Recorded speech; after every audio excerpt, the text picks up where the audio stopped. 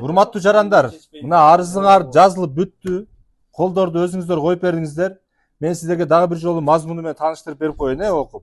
Азыр арызды өзүңүздөрдүн араңыздардан жазды. Кыргыз Республикасынын президентинин Жалал Абад облусундагы ыйгарым укуктуу өкүлү Тилек Кыдырмаевич Текебаевке, Базар Койгон шаары, Кеңеш, Кыргызстан 32, Түркменов Байгазы. Бул жооптуу адам телефон номери менен бул жака коюп атабыз. Арыздын тартибине ылайык.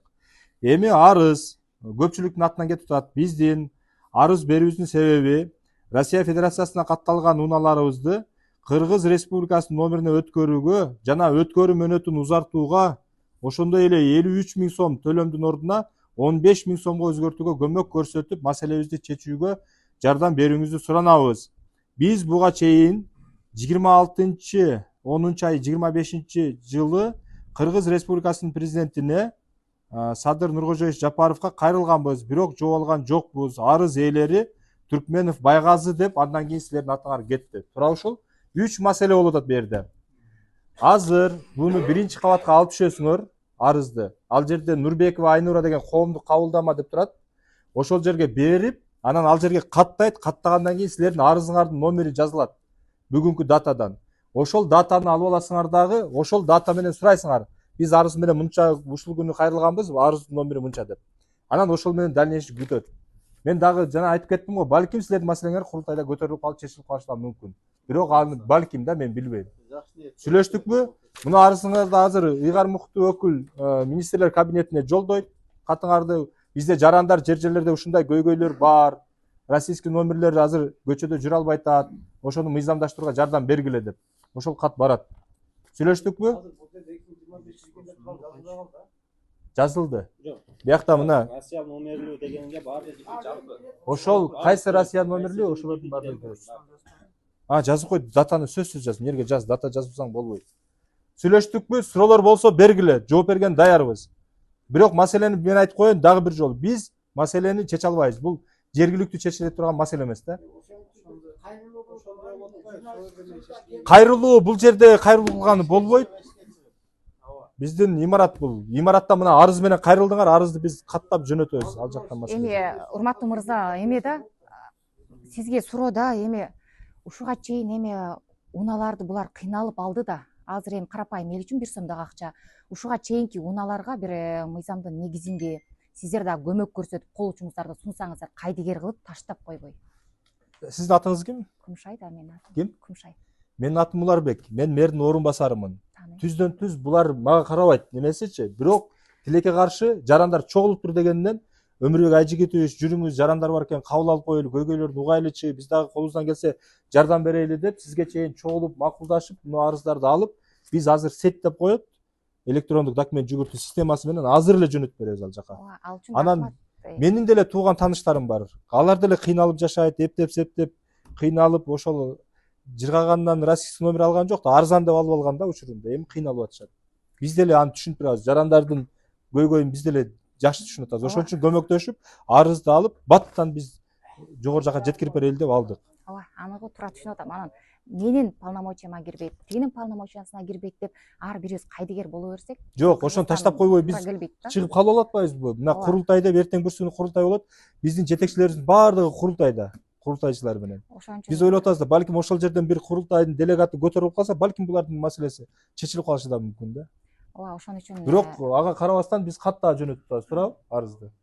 Сүйлөштүкпү? Хорошо. Макул, рахмат, жакшы туруңуздар. Аксакал бир жакшы дуа кылыңчы. Эми элге, мамлекетке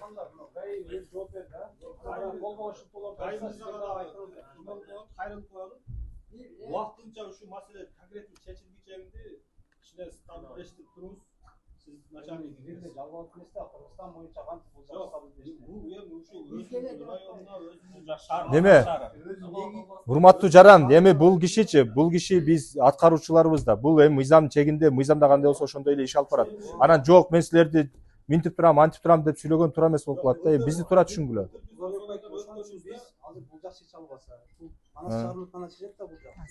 Ооба, шаардын аймагында.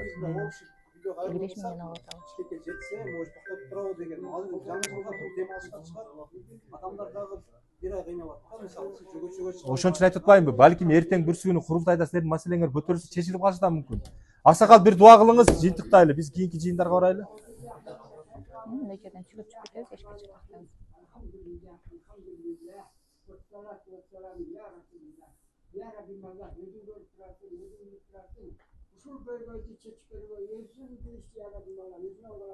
Амин.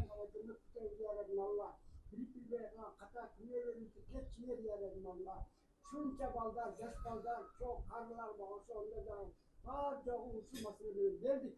Şu meseleleri çekip verdim yaradım Allah. Ya cennet kanallar, ömrümüzde var çoğu da bakattı, Kırgızistan'ımızda günlük yok Kırgızistan'ımız. Şunday meseleleri taptakın yok onu yaradım Allah. Kırgızistan'ımız, aymağımız vardık dünyada üstüne köy böyle çok taşanımız. Amin.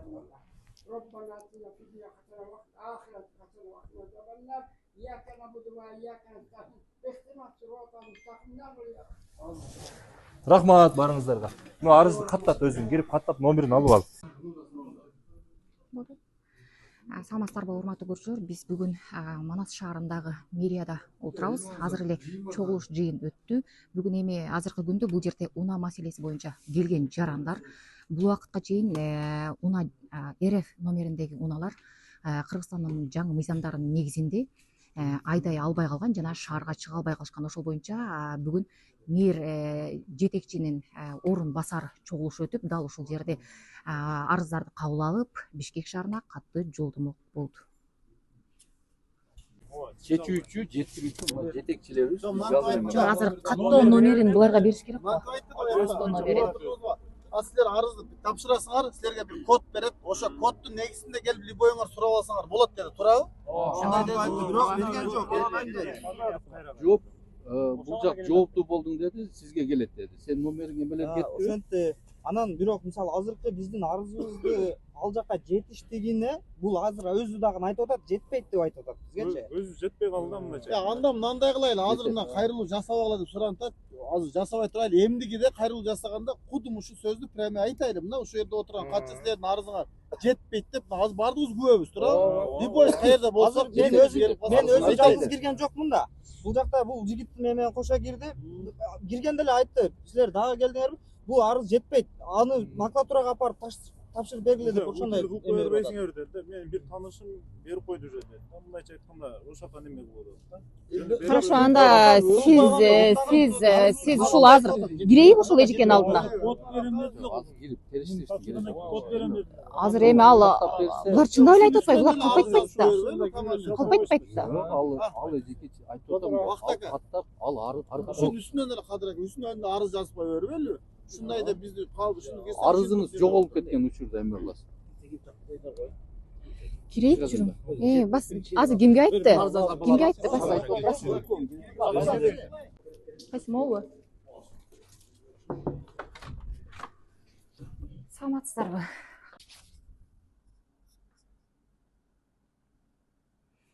Кеңеш айлыгын тушулган. Самаевка киргиздим, Самаевтан колгон чыккандан анан аткарчы болду. Арыз коллективинде.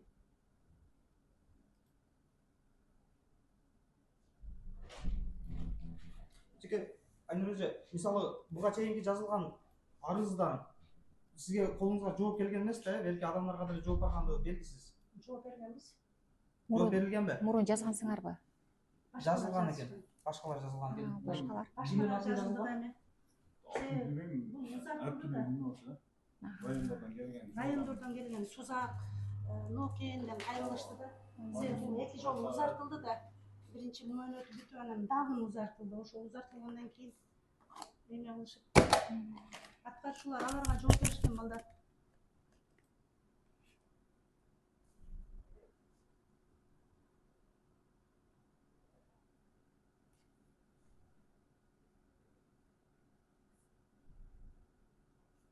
16 январь 2026 жылы жооп беребиз. Урматтуу көрүүчүлөр, бул арызды жазып РФ унадагы айдоочулар арыз менен кайрылышкан. Азыркы учурда арыздын көчүрмөсүн алып чыгып кетип жатабыз. Ала буюрса бул арыздын негизинде мыйзам талабы боюнча 15 күндө жооп берилет. 15 күндөн кийин бул инсандар дал ушул жерден келип жоопторун алып кетсе болот. Саламат калыңыздар. Убагында чыгуучу видеого каршылык көрсөткөн жана мен сиздерге бул видеону чыгарткызбаймын, мен деген 10 мекеменин жетекчиси боломун. Бүгүнкү күндө сиздер президент Садыр Жапаровго видео кайрылуу чыгарып, видео жолдомолорду жолдой турган болсоңуздар, мыйзам чегинде сиздерге катуу чара колдономун. Мен эч кимиңерге уруксат бербеймин. Видео кайрылуу чыгарбайсыңар деп РФ унааларынын ээлерине дал ушундай сүйлөгөн мырза, видео тасма алдында башкача, видео камера өчкөндөн кийин башкача сүйлөгөн бул мырза эмне тиешеси бар эле бул жерде? ИИМ жетекчисиби же мэрия кызматкериби?